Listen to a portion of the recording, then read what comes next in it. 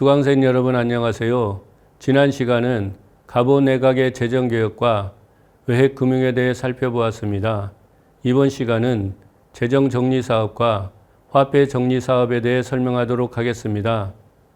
한국에 대한 지배권이 확실해지자 일본은 한국의 경제제도를 자국 경제와 통합시키기 위해 근대적으로 재편할 필요가 있다고 생각하였습니다. 이것은 너일 전쟁이 한창 진행 중인 1904년 8월에 체결한 한일협정서, 즉 제1차 한일협약의 1항과 2항을 정리한 것입니다. 2항에서는 한국 외교의 주요 업무에 관한 의견을 듣기 위해 외국인 1명을 외교 고문으로 초빙할 것을, 그리고 1항에서는 한국 재무의 일체 업무에 관한 의견을 듣기 위해 일본인 1명을 재정 고문으로 초빙할 것을 규정하고 있었습니다. 제1차 한일협약 1항에 따라 1904년 연말에 한국 정부의 재정 고문으로 초빙된 인물은 일본 대장석 주세국장으로 근무했던 메가타 타네타로였습니다. 그는 대한제국의 재정제도와 화폐제도를 정비하려고 했는데 여기에서는 재정제도의 정리 과정을 먼저 살펴보고 이어서 화폐제도의 정리 과정을 설명하도록 하겠습니다. 그는 가보 내각에 의해 추진되었다가 좌절되어 그대로 유지된 전통적인 재정제도를 투명하고 근대적인 재정제도로 개혁하지 않고서는 통치에 어려움이 있을 것이라 생각하고 국고제도를 도입하고 징세기구를 개혁하고자 생각하였습니다. 이 당시 국고제도의 이점은 크게 두 가지였습니다. 하나는 징세기간에 화폐가 일시적으로 서울로 집중되어 지방에서 화폐 기근에 시달리는 문제를 해결할 수 있고, 다른 하나는 대규모 소비시장인 서울로 쌀과 기타 생활필수품이 안정적으로 공급될 수 있는 체제를 유지할 수 있다는 것입니다. 지난 시간에 설명했듯이 국고제도를 시행할 수 없었던 대한제국에서는 이러한 문제를 해결하기 위해 외핵금융을 활용하였는데, 이것은 시장 위험에 직면한 상인들이 조세금을 미납하거나 연체하는 또 다른 문제를 야기했습니다. 물론 국고제도가 확립되기 위해서는 금융기관이 발달해야 하는데 지난 강의에서 설명했듯이 한국인 금융기관은 거의 발달하지 못했습니다. 이런 상황에서 일본인 재정고문 메가타는 1905년 1월에 일본인 은행인 제1은행을 국고금 취급 금융기관으로 지정하였습니다. 이에 1905년 6월에 탁지부는 금고 사무 처리 순서를 제정하여 제1은행의 경성 지점을 중앙금고로, 지점과 출장소를 지금고로 지정하여 국고제도가 본격적으로 시행되었고, 이와 함께 외핵금융은 폐지되었습니다. 또한 국고제도의 안정적 운영을 위해서는 종전에 징세기구를 개혁해야 했습니다. 이것은 조세의 부과와 징수에서 관행적인 중간 유출과 횡령을 막고 투명한 조세 행정을 이루기 위해서도 필요했는데, 국고제도가 도입되었다고 과거의 징세 방식이 자동으로 개편되는 것은 아니었습니다. 징세기구의 개편은 1906년부터 본격적으로 추진되었는데 같은 해 9월에 제정된 관세관 관제가 그 시작이었습니다.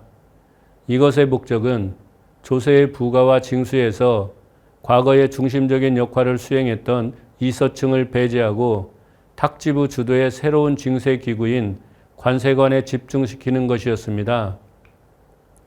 그러나 지방의 세원에 대한 정보가 부족한 상황에서 탁지부에서 파견된 세무 직원만으로는 조세의 부과와 징수를 담당할 수 없어 면장을 활용할 수밖에 없었습니다. 즉 탁지부 파견 세무직원이 면장에게 납입 고지서를 발부하면 면장이 면 내에 거주하는 납세 의무자에게 세금을 부과하고 징수하는 방식으로 변경되었던 것입니다. 그런데 이 관세관 제도는 제대로 운영되지 못했습니다. 당시 면이 아직 명확한 행정구역으로 자리 잡지 못해 면장이 이를 감당하기 어려웠다는 점과 자신들의 중요한 수탈 기반을 탈취당할 위기에 처한 지방 군수와 이서층들의 반발이 컸던 것이 중요한 요인이었습니다. 그러나 1907년 7월에 체결된 제3차 한일협약으로 통감이 추천한 일본인을 한국 정부의 관리로 임명할 수 있게 되자 상황은 변화했습니다. 이와 같이 일본의 통치권이 강화되면서 이전의 관세관 관제를 폐지하고 1907년 12월에 재무감독국 관제와 재무서 관제를 제정하였습니다. 이에 따라 1908년에 전국에 231개의 재무서를 설치하고 서울, 평양, 대구, 대전, 원산 등 5개 지역에 재무감독국을 설치하였습니다. 이 강의에서는 자세히 설명할 수 없지만 이를 계기로 새로운 징세대장을 작성하고 이에 근거하여 조세의 부과와 징수 업무를 이론적으로 추진할 수 있는 기반을 마련하였던 것입니다. 이 표는 재정제도 개혁이 이루어진 시기에 지세 부과와 실징수 현황을 정리한 것입니다. 표에서 과세액은 토지 결수에 근거하여 부과한 세금을, 예산액은 그 중에서 정부 세입 예산에 편성된 것을, 실수취액은 실제 징수된 것을 의미합니다. 표에서 확인할 수 있듯이 과세액에서 예산액이 차지하는 비중은 재정정리 사업이 이루어지기 이전에 비해 매우 높은 비율을 차지하였습니다.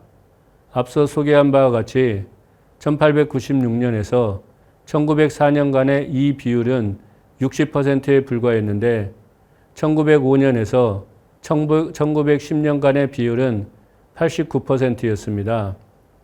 그러나 실수취액의 추이는 상당히 다른 양상을 보였습니다. 뒤에서 설명할 화폐정리 사업에 따른 화폐기금과 징세기구의 개혁이 충분히 이루어지지 않은 1907년 이전에 예산액에서 실수취액이 차지하는 비율은 50%였고 그 이후에는 크게 개선되어 대부분의 지세가 징수되었습니다. 지난 시간에 설명하였듯이 가보내각은 은화를 본위화폐로 하는 근대적인 은본위화폐 제도를 채택했지만 본위화폐인 은화는 거의 발행되지 않은 채 주조 이익이 큰 백동화만 남발되는 문제가 발생했습니다. 이런 상황에서 대한제국 정부는 근본위제를 채택하고 있는 국제 추세를 수용하면서 일본으로부터 화폐 주권을 보호하기 위해 1901년 2월 화폐 조례를 제정하여 근본위 화폐 제도로의 전환을 발표하였습니다. 이에 따르면 화폐 단위를 원에서 환으로 바꾸고 구은화와의 교환 비율은 구은화 10량, 즉 2원 대 1환의 교환 비율로 결정하였으며 화폐 종류는 금화폐 3종, 은화폐 3종 등 총 9종의 화폐를 발행하기로 하였습니다. 게다가 1903년에는 중앙은행 조례와 태환금권 조례를 제정하기도 했지만 태환에 사용할 정화 준비의 부족으로 새로운 화폐는 발행되지 않았고 화폐 조례의 시행은 지연되었습니다. 따라서 이 시기에는 신식 화폐 발행 장정 이후 폭발적으로 주조된 백동화와 구례의 엽전만이 여전히 유통되고 있는 상황이었습니다. 화폐 정리 사업은 1904년 말에 초빙된 재정고문 메가타에 의해 추진되었습니다. 그가 화폐 정리 사업을 추진한 이유는 한국의 화폐 제도를 일본의 화폐 제도에 통합시키고 이를 위해서는 혼란한 화폐를 정리할 필요가 있다고 생각했기 때문이었습니다. 일본은 1897년에 이미 근본위 화폐 제도로 전환하여 시행하고 있었습니다. 따라서 메가타는 근본위 화폐 제도를 채택했지만 시행이 보류된 1901년의 화폐 조례를 1905년 1월에 칙령 제2호 화폐 조례 실시에 관한 건을 공포하여 1905년 6월 1일부터 화폐 조례 발효를 발표하였습니다. 이와 함께 1905년 1월에 칙령 4호 구화폐 정기 교환에 관한 건을 공포하고 같은 해 6월에는 백동화 교환 방법을 확정 고시하여 화폐 정리 사업이 7월 1일부터 본격적으로 시작되었습니다.